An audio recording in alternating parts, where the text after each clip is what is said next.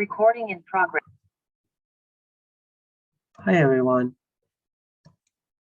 my name is Janmeshan, student number 111-34615, and today's topic is AMN 446 Assessment 1 Brand Research Project, and the topic is Adidas. So let's start by talking about background of Adidas.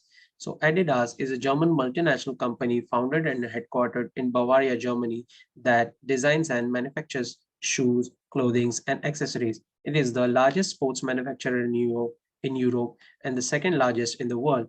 The company was started by Adolf Dassler in his mother's house, and soon he was joined by his elder brother Rudolf in 1924, and they started the company under the name of Dassler Brothers Shoe Factory. Dassler persuaded US sprinter Jesse Owens to use his handmade spikes at the 1936 Olympics.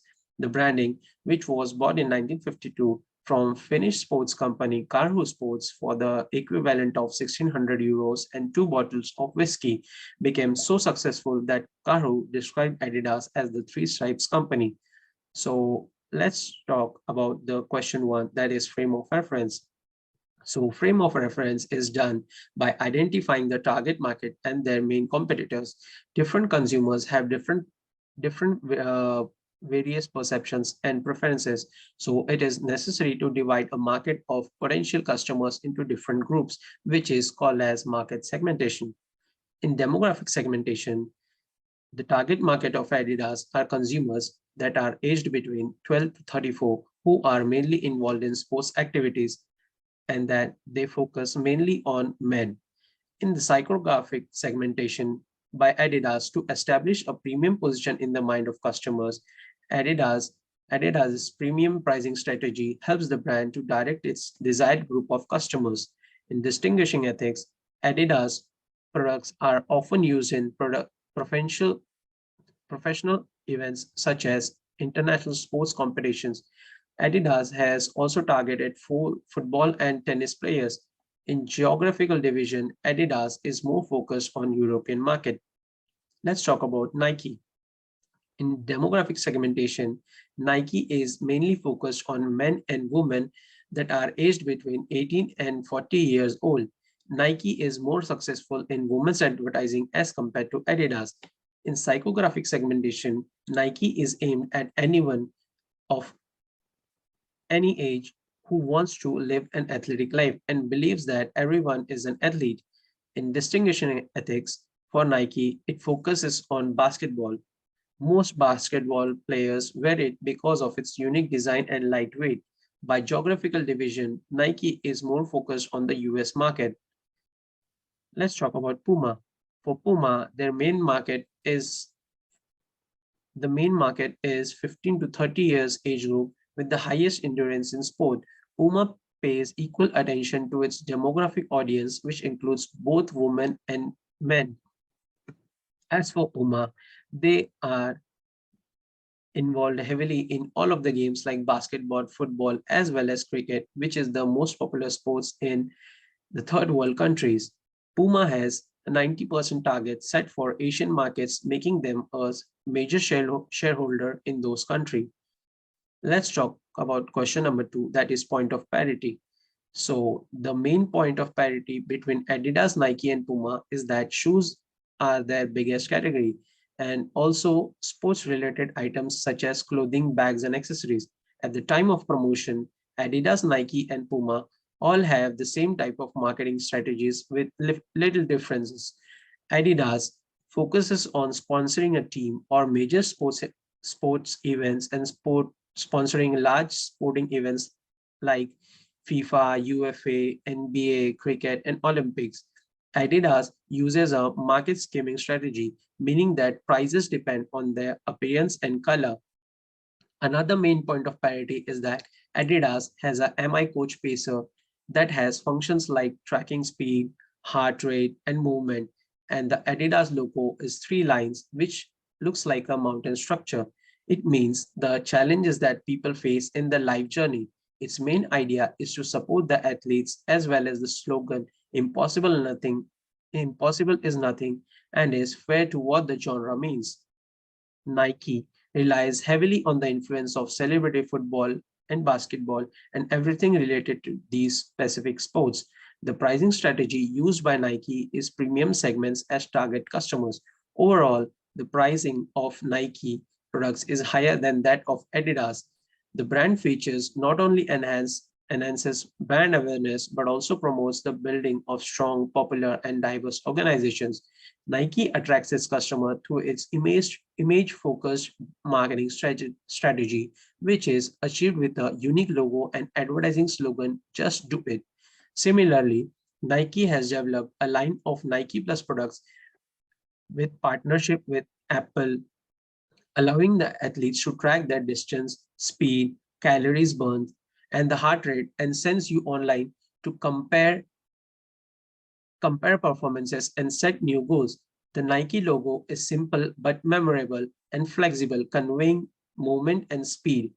These brands fully these brand elements fully reflect Nike's position in the sports world. Let's talk about Puma. Puma has always been the one that measures everything from demographics to global markets. They have a specific need for public awareness, local impact, and ability to give back to the community. All of their products are of high quality with investments in top colleges and universities around the world. You can customize the shoes for each item of the shoes according to your specification. It is a service specifically for customers willing to pay the premium price for it. And Puma sells performance measuring machines like watches and fitness band to track health and heart rate. Let's talk about question 3, that is point of difference. So the point of difference is usually measured in terms of consumer benefits. According to people, Adidas is focused on broad divisions. Adidas offers a variety of sub-brands such as Adidas Original and Adidas Neo, which enables them to meet the need of different markets. This strategy gives them a significant advantage over its competitors. In addition, Adidas is also known for producing durable and reliable products because the German brand emphasizes more on the quality. Speaking of brand image, Adidas is associated with famous athletes and a major sporting events such as World Cups. Nike. While Nike's top strategists focus on innovation, design, and provision of high pricing for its customers, it aims to use a new approach to meet the need of customers. For example, Nike offers customization for competitive advantage, which allows its customers to make their own shoes and gears. In addition, Nike owns high performance technology. Nike Air cushion shoes make people crazy about its flexibility, stability, and protection. When it comes to brand image, people often associate Nike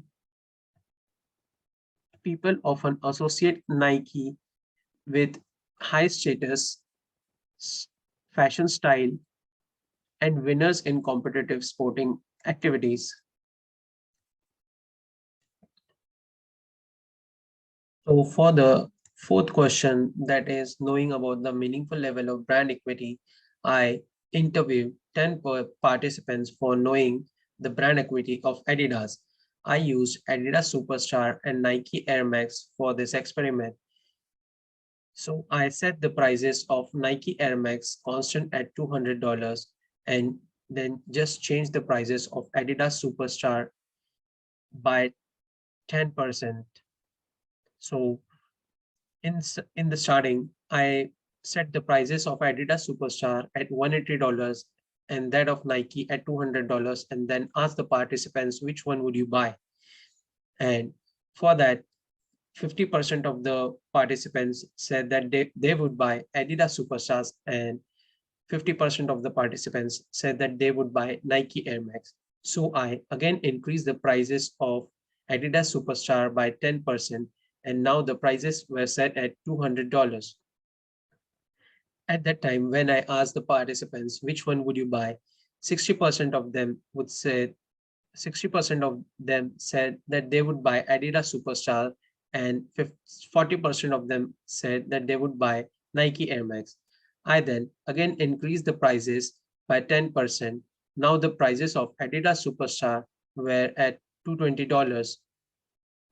I then again asked the participants, which one would you buy, Adidas Superstar or Nike Air Max? And 50% of them said that they would buy Adidas Superstar, and 50% of them said that they would buy Nike Air Max. I then again increased the prices of Adidas Superstar by 20%, that by 10%. The prices were at $240 for Adidas Superstar. I then again asked the participants, which one would you buy, Adidas Superstar or Nike Air Max? And 40% of them said that they would buy Adidas Superstar, and 60% of them said that they would buy Nike Air Max. I then again increased the prices by 10% of Adidas Superstar to $260, and again asked the participants, which one would you buy? And at that time, 30% of them said that they would still buy Adidas Superstar, and 70% of them said that they would buy Nike Air Max. Just to be sure about the downward spiral of the brand equity of Adidas, I asked the participants again by increasing the prices of Adidas Superstar by 10% to $280. And at the time, 15% of the participants still said that they would buy Adidas Superstar, and the 85% of the participants said that they would buy Nike Air Max. I then, for the last time, increased the prices to $300 for Adidas Superstar, and noticed that none of them chose Adidas Superstar for buying them, and 100% of them chose a Nike Air Max. Nike Air Max. This proves that Adidas has created a meaningful level of positive brand equity, but if the prices of their products would increase exorbitantly, then it would result in the loss of market share to its competitors. Thank you. Recording in progress. Let's talk about the strategic recommendations for Adidas. So Adidas has a rich and independent history, and its heritage, which is a legacy which has been going on for almost 73 years. It is one of the biggest brands in the world for athletic products, as a result of which the customers are attracted to the products based on the number of aspects which Adidas has created in the time. This should start performing activities that are in the direction of sustainability. They need to change their current business model, which is more appropriate to the current changes in the trends and market, and shift to the DTC business model with the help of e-commerce websites and applications. They are currently using channels for selling that are limited to the retail stores, which was successful in the previous decades. But since e-commerce has started booming, they should change it to the DTC business model. But with changed times and scenarios of the markets, they need to make a successful use of e-commerce platforms and sell their products to the wider range of consumers and fulfill their demand surge. Thank you.